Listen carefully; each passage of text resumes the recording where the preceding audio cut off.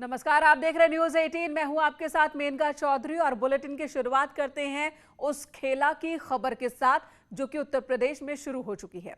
Bulletin की शुरुआत 4 बड़ी खबरों के साथ जो कि राजनीति से जुड़ी हुई है। यूपी की राजनीति में खेला शुरू हो चुका है। एक तरफ बीएसपी अध्यक्ष मायावती ने जिला पंचायत अध्यक्ष चुनाव न लड़ने का ऐलान किया और साथ ही विधानसभा चुनाव पर फोकस करने की बात कही। कहा कि हम अकेले ही विधानसभा चुनाव लड़ेंगे और सरकार बनाएंगे। तो वहीं ओम प्रकाश राजभर ने यू टर्न लिया है। उन्होंने कहा कि भागीदारी संकल्प मोर्चा सीट तय करेगा। ओवैसी को जितनी सीटें मिलेंगी उतने पर ही वो लड़ेंगे। वहीं बीजेपी ने अपनी जीत का दावा किया है और कहा कि बीजेपी को गठबंधन से फर्क नहीं पड़ता। 2022 में बीजेपी फिर से सरकार बनाएगी। कांग्रेस की अगर बात की जाए तो कांग्रेस ने मायावती और ओवैसी दोनों को ही बीजेपी की बी टीम बताया है। देश में होने वाले आगामी विधानसभा चुनाव में बीएसपी की अकेले यहां अपने बलबूते पर सरकार बन सके और हमें इस बात की भी जानकारी है कि जब बीएसपी की यहाँ सरकार बन जाएगी तो तब प्रदेश के अधिकांश जिला पंचायत अध्यक्ष खुद ही बीएसपी में शामिल हो जाएंगे। कि जो ये बयान चल रहा है ये गलत न्यूज़ है और ना तो ओवैसी जी की मायावती जी से कोई बात हुई है और ना तो उन्होंने मोर्चे में 100 सीट की बात किया है। और इस दफ़े भी 22 में भी कोई भी गठजोड़ आएगा, भारतीय जनता पार्टी मजबूती से खड़ी है क्योंकि 4.5 साल और उसमें 5 साल हो जाएंगे काम किया है, जनता के साथ जुड़े हुए काम किए हैं और समाज कल्याण के करे हैं, विकास के किए हैं और जनता का आशीर्वाद जरूर मिलेगा। मायावती जी हों या ओवैसी साहब हों, दोनों के दोनों लोग जिस तरह से काम करते हैं वो कहीं ना कहीं ये रिफ्लेक्ट करता है कि प्रो बीजेपी है। चाहे वो बिहार के अंदर ओवैसी साहब ने किया हो या मायावती जी ने जो आज बयान दिया है और बीजेपी को पंचायत इलेक्शन के अंदर एक तरह से वॉकओवर दे दिया है।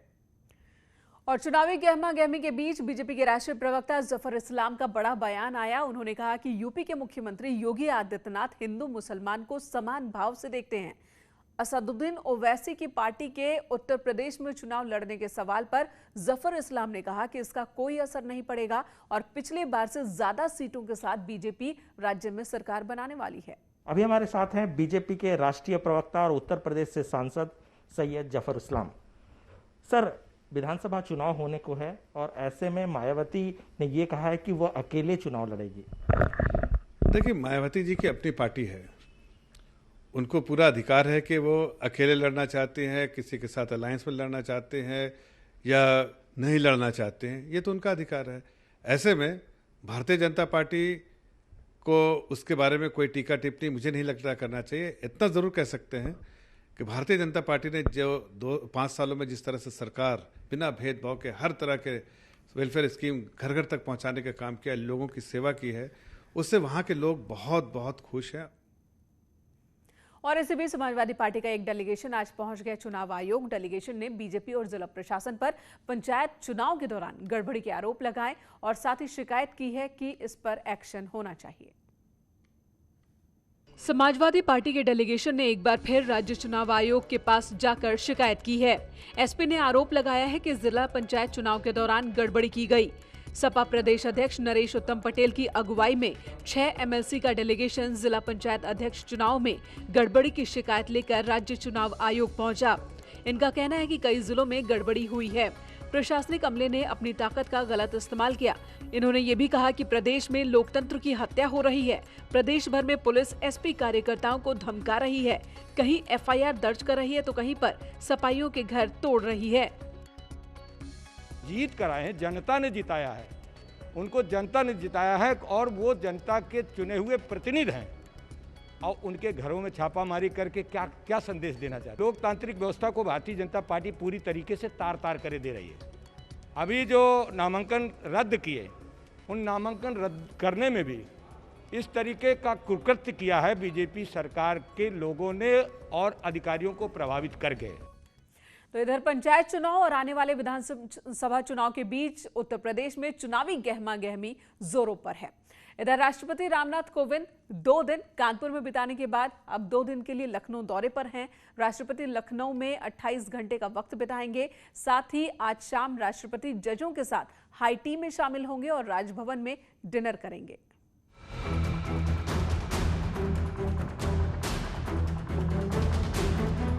राष्ट्रपति रामनाथ कोविंद जब कानपुर से लखनऊ के लिए निकले तो अपने मन में तमाम यादों को समेटे हुए स्पेशल प्रेसिडेंशियल ट्रेन में चढ़े। कानपुर में मिले 2 दिन के प्रेम से राष्ट्रपति अभिभूत थे। चेहरे पर मुस्कान लिए और हाथ हिलाकर लोगों का अभिवादन स्वीकार करते हुए राष्ट्रपति कानपुर से लखनऊ के लिए रवाना हो गए। वहीं लखनऊ में राष्ट्रपति के स्वागत की तैयारियां पूरी थी। उस पर लगातार हो रही बारिश ने पूरे माहौल में ठंड घोल दी थी। तेज हवाओं के साथ बारिश पूरे जोर पर थी और लखनऊ का चारबाग रेलवे स्टेशन राष्ट्र के प्रथम व्यक्ति के इंतजार में था। वहीं राजभवन के बाहर सुरक्षा के कड़े इंतजाम किए गए थे। चप्पे चप्पे पर सुरक्षाकर्मी तैनात थे। सिक्योरिटी ऐसी कि परिंदा भी पर न मार सके। इधर बारिश रुकी और उधर चारबाग रेलवे स्टेशन पर राष्ट्रपति की स्पेशल प्रेसिडेंशियल ट्रेन रुकी। स्वागत के लिए राज्यपाल Anandiben Patel, CM Yogi Adityanath, deputy CM Dinesh Sharma समेत तमाम बड़े नेता, मंत्रिमंडल के सदस्य, वरिष्ठ सैन्य अधिकारी और प्रशासनिक अधिकारी मौजूद थे। सभी ने बारी बारी से राष्ट्रपति का स्वागत किया। भी धरती से प्यार करने वाले और सब एक एक कार्यकर्ता को नाम से जानते हैं। ये मेरा सौभाग्य रहा है कि हम लोग उसी कार्यकाल में बीजेपी संगठन में काम किया है जब माननीय राष्ट्रपति जी पदाधिकारी हुआ करते थे। तो हम लोग भी उसी समय युवा मोर्चे का काम करते थे और इनकी प्रतिभा, इनका संगठनात्मक कौशल और पूरे एक दूसरे में मिक्सअप होना ये अपने आप में बिल्कुल अलग है। यहाँ से राष्ट्रपति सीधे राजभवन के लिए रवाना हो गए। राष्ट्रपति रामनाथ कोविंद 2 दिन लखनऊ में रहेंगे और करीब 28 घंटे का वक्त बिताएंगे। राष्ट्रपति रामनाथ कोविंद का काफिला राजभवन पहुंच रहा है। आप देख सकते हैं कि जिस तरीके से आप यहां पर साफ तौर पर कि राष्ट्रपति रामनाथ कोविंद का काफिला यहां पर पहुंच चुका है। ऐसे में राजभवन जहां पर रामनाथ कोविंद जी का काफिला पहुंच रहा है, साथ ही साथ यहां पर पूरी तरीके से सुरक्षा तैनात की गई है और 28 घंटे जो यहां पर राष्ट्रपति रामनाथ कोविंद बिताएंगे और ये काफिला यहां पर उनका पहुंचा है।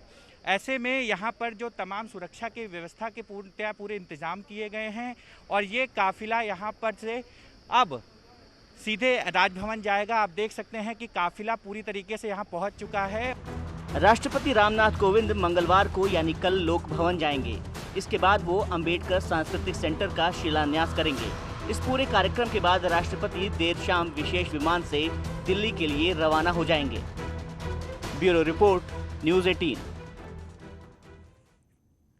इधर केंद्रीय वित्त मंत्री निर्मला सीतारमण ने आज 1 लाख करोड़ रुपए के राहत पैकेज का ऐलान किया। सरकार ने 1.1 लाख करोड़ रुपए का फंड क्रेडिट गारंटी योजना के लिए आवंटित किया है। कोविड से प्रभावित क्षेत्रों को इससे मदद मिलेगी। केंद्रीय वित्त मंत्री निर्मला सीतारमण ने आज 1 लाख करोड़ के राहत पैकेज का ऐलान किया। सरकार ने 1.1 लाख करोड़ रुपए का फंड क्रेडिट गारंटी योजना के जरिए आवंटित किया। कोविड से प्रभावित क्षेत्रों को इससे मदद मिलेगी। 8 महानगरों को छोड़कर दूसरे शहरों में मेडिकल इंफ्रास्ट्रक्चर पर सरकार 50,000 करोड़ रुपए खर्च करेगी। अन्य क्षेत्रों के लिए 60,000 करोड़ रुपए का पैकेज जारी किया गया। इस बार ECLGS स्कीम के तहत 1.5 लाख करोड़ रुपए के अतिरिक्त लोन का प्रावधान किया गया है। क्रेडिट गारंटी स्कीम से 25 लाख छोटे उद्यमियों को फायदा मिल सकेगा। इसमें ब्याज की दर MCLR+ 2% होगी। इसकी समय अवधि अधिकतम 3 साल की होगी।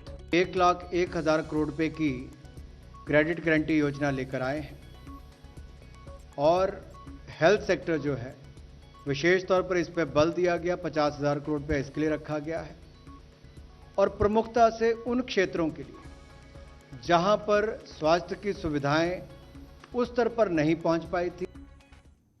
और इस राहत पैकेज को लेकर सीएम योगी आदित्यनाथ ने ट्वीट किया, केंद्र सरकार की तारीफ की। ट्वीट में योगी आदित्यनाथ ने लिखा, प्रधानमंत्री जी के मार्गदर्शन में जीवन व जीविका की सुरक्षा के लिए केंद्र सरकार के राहत पैकेज के तहत कोविड से प्रभावित सेक्टर्स के लिए 1.1 लाख करोड़ की क्रेडिट गारंटी योजना और स्वास्थ्य सेक्टर के लिए 50,000 करोड़ की राशि आवंटित की गई है। वित्त मंत्री जी का धन्यवाद। और इस राहत पैकेज में MFIS के द्वारा क्रेडिट गारंटी योजना के अंतर्गत 25 लाख छोटे कारोबारियों को लाभ प्राप्त होगा। इसमें प्रति व्यक्ति अधिकतम 1.25 लाख तक की राशि का कर्ज मिलेगा। ये फैसला निश्चित रूप से जरूरतमंदों को संबल व अर्थव्यवस्था को मजबूती देने वाला है।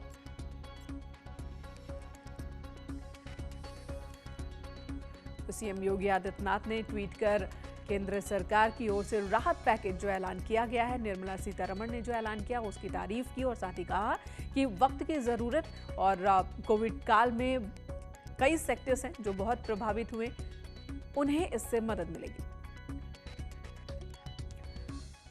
अब बात करते हैं धर्मांतरण से जुड़े आज के 10 बड़े खुलासों की। ADG law and order Prashant Kumar ने प्रेस कॉन्फ्रेंस कर धर्मांतरण के खेल को किस तरीके से खेला जा रहा है भारत में उसका पूरा कच्चा चिट्ठा सामने रखा।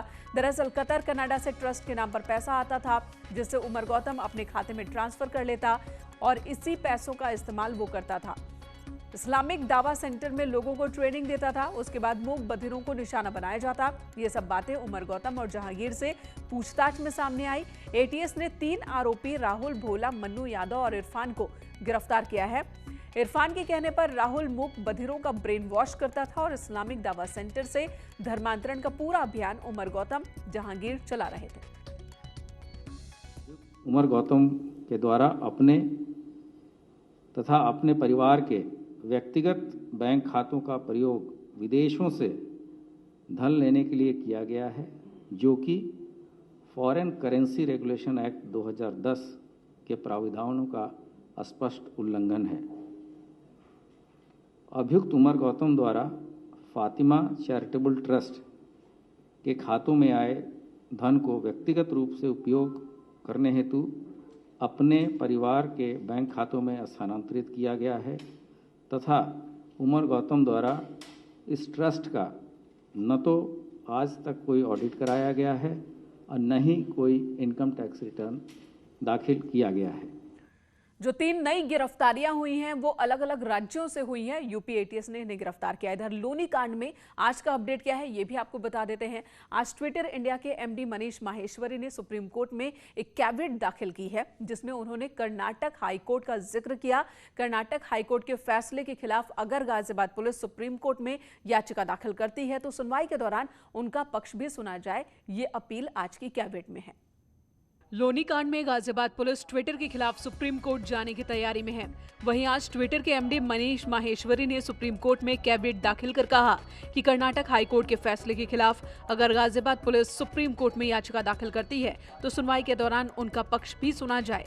कर्नाटक हाईकोर्ट ने गाजियाबाद पुलिस को ये निर्देश दिया है कि वे ट्विटर के एमडी के खिलाफ कोई सख्त कदम न उठाए। 24 जून को ट्विटर के एमडी मनीष माहेश्वरी को गाजियाबाद के लोनी थाने में अपना बयान दर्ज करना था। बुजुर्ग के साथ मारपीट और दाढ़ी काटने के प्रोपेगेंडा वीडियो को ट्विटर ने डिलीट नहीं किया, इसलिए गाजियाबाद पुलिस ने ट्विटर के खिलाफ केस दर्ज किया। बिल्कुल हम सभी चीजें देख रहे हैं, हम लीगल अपनी ओपिनियन ले रहे हैं हमारे सभी एक्सपर्ट से और उसके अनुसार हम नहीं, बिल्कुल इसमें जरूरत लगेगी तो हम वहाँ भी सुप्रीम कोर्ट भी जाएंगे। लोनी कांड में ही आज डिजिटल मीडिया के 2 पत्रकार जुबेर और सबा नकवी ने थाने में बयान दर्ज कराए। पुलिस का कहना है कि दोनों को दोबारा से इन्वेस्टिगेशन के दौरान बुलाया जा सकता है। लोनी से बीजेपी विधायक नंद किशोर गुर्जर ने ऐसे लोगों के खिलाफ रासुका लगाने की मांग की है। यहाँ एक ब्रेक के लिए रुकेंगे, तुरंत लौटते हैं।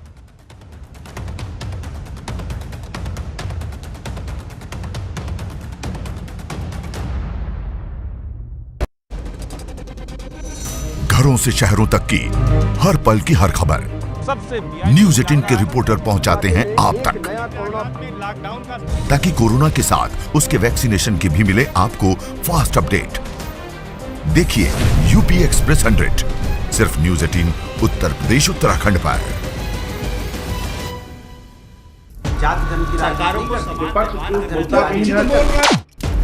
मुद्दा भटका दिया जाए तो शोर बन जाता है। ये बीजेपी की फर्जी वैक्सीन नहीं है ना, ये मान लिया आपने। मुद्दा सलीके से उठाया जाए तो सवाल बन जाता है। पहले टीके को लेकर के डाउट पैदा किया, कहा कि पीएम लगवाओ, अब वो लगवा रहे हैं तो फिर उस पर सवाल उठा रहे हो, ये कैसी राजनीति कर रहे हो? सबसे बड़े सवाल, सबसे बड़ी बहस, महाबहस। देखिए सिर्फ न्यूज 18 उत्तर प्रदेश उत्तराखंड पर।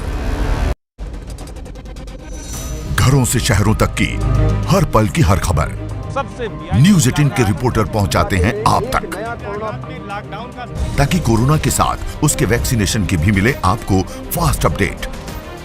देखिए यूपी एक्सप्रेस 100 सिर्फ न्यूज 18 उत्तर प्रदेश उत्तराखंड पर।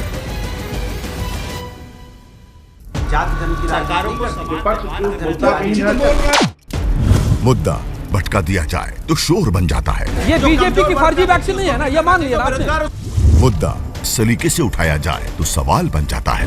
पहले टीके को लेकर के डाउट पैदा किया, कहा कि पीएम लगवाओ, अब वो लगवा रहे हैं तो फिर उस पर सवाल उठा रहे हो, ये कैसी राजनीति कर रहे हो? सबसे बड़े सवाल, सबसे बड़ी बहस, महाबहस देखिए सिर्फ न्यूज 18 उत्तर प्रदेश उत्तराखंड पर।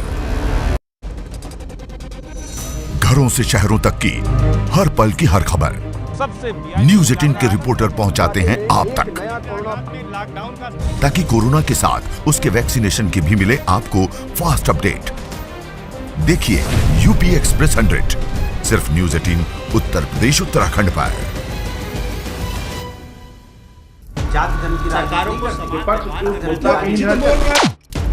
मुद्दा भटका दिया जाए तो शोर बन जाता है। ये बीजेपी की फर्जी वैक्सीन नहीं है ना, ये मान लिया ना आपने। मुद्दा सलीके से उठाया जाए तो सवाल बन जाता है। पहले टीके को लेकर के डाउट पैदा किया, कहा कि पीएम लगवाओ, अब वो लगवा रहे हैं तो फिर उस पर सवाल उठा रहे हो, ये कैसी राजनीति कर रहे हो? सबसे बड़े सवाल, सबसे बड़ी बहस, महाबहस देखिए सिर्फ न्यूज 18 उत्तर प्रदेश उत्तराखंड पर। घरों से शहरों तक की हर पल की हर खबर न्यूज 18 के रिपोर्टर पहुंचाते हैं आप तक, ताकि कोरोना के साथ उसके वैक्सीनेशन की भी मिले आपको फास्ट अपडेट। देखिए यूपी एक्सप्रेस 100 सिर्फ न्यूज 18 उत्तर प्रदेश उत्तराखंड पर।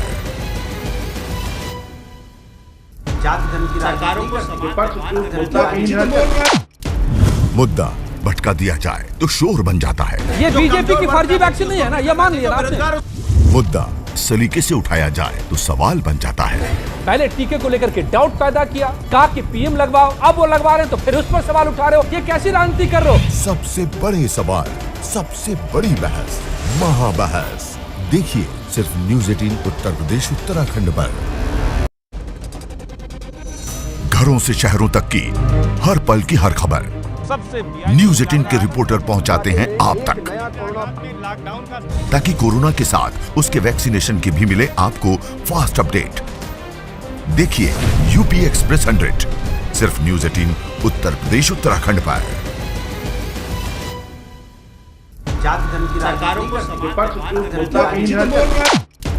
मुद्दा भटका दिया जाए तो शोर बन जाता है। ये बीजेपी की फर्जी वैक्सीन नहीं है ना, ये मान लिया ना आपने। मुद्दा सलीके से उठाया जाए तो सवाल बन जाता है।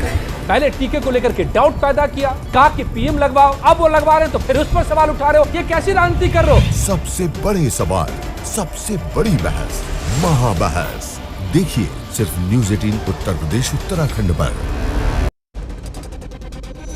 घरों से शहरों तक की हर पल की हर खबर न्यूज 18 के रिपोर्टर पहुंचाते हैं आप तक, ताकि कोरोना के साथ उसके वैक्सीनेशन की भी मिले आपको फास्ट अपडेट। देखिए यूपी एक्सप्रेस 100 सिर्फ न्यूज 18 उत्तर प्रदेश उत्तराखंड पर।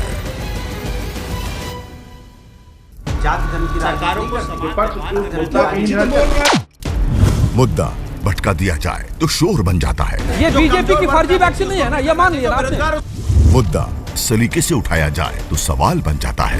पहले टीके को लेकर के डाउट पैदा किया, कहा कि पीएम लगवाओ, अब वो लगवा रहे हैं तो फिर उस पर सवाल उठा रहे हो, ये कैसी राजनीति कर रहे हो? सबसे बड़े सवाल, सबसे बड़ी बहस, महाबहस देखिए सिर्फ न्यूज 18 उत्तर प्रदेश उत्तराखंड पर।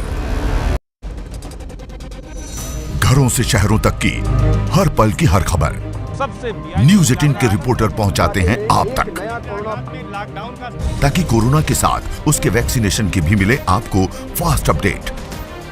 देखिए यूपी एक्सप्रेस 100 सिर्फ न्यूज 18 उत्तर प्रदेश उत्तराखंड पर।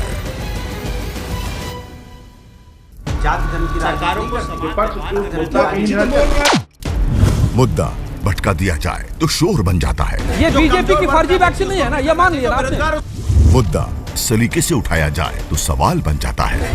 पहले टीके को लेकर के डाउट पैदा किया, कहा कि पीएम लगवाओ, अब वो लगवा रहे हैं तो फिर उस पर सवाल उठा रहे हो, ये कैसी राजनीति कर रहे हो? सबसे बड़े सवाल, सबसे बड़ी बहस, महाबहस देखिए सिर्फ न्यूज़ 18 उत्तर प्रदेश उत्तराखंड पर। घरों से शहरों तक की हर पल की हर खबर न्यूज़ 18 के रिपोर्टर पहुंचाते हैं आप तक, ताकि कोरोना के साथ उसके वैक्सीनेशन की भी मिले आपको फास्ट अपडेट। देखिए यूपी एक्सप्रेस 100 सिर्फ न्यूज़ 18 उत्तर प्रदेश उत्तराखंड पर।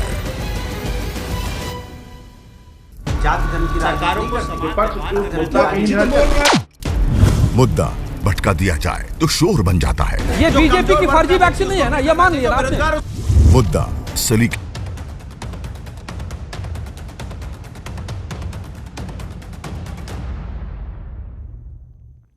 और अब खबर आगरा से, जहां पर सड़क पर जमकर पथराव हुआ है। एतमादौला इलाके में दो पक्ष आपस में भिड़ गए। बाइक टकराने को लेकर बवाल की शुरुआत हुई थी, जिसमें ईंट पत्थर तक चले। सोशल मीडिया पर अब ये वीडियो वायरल हो रहा है। आगरा में बाइक टकराने के बाद दो पक्ष आमने सामने आ गए थे। दोनों पक्षों के बीच जमकर मारपीट हुई है। पथराव का मामला एतमादौला इलाके का है, जहां पर सड़क पर जाते वक्त दो बाइक आपस में भिड़ गई थी। रुकेंगे एक ब्रेक के लिए, ब्रेक के बाद खबरें होंगी उत्तराखंड से।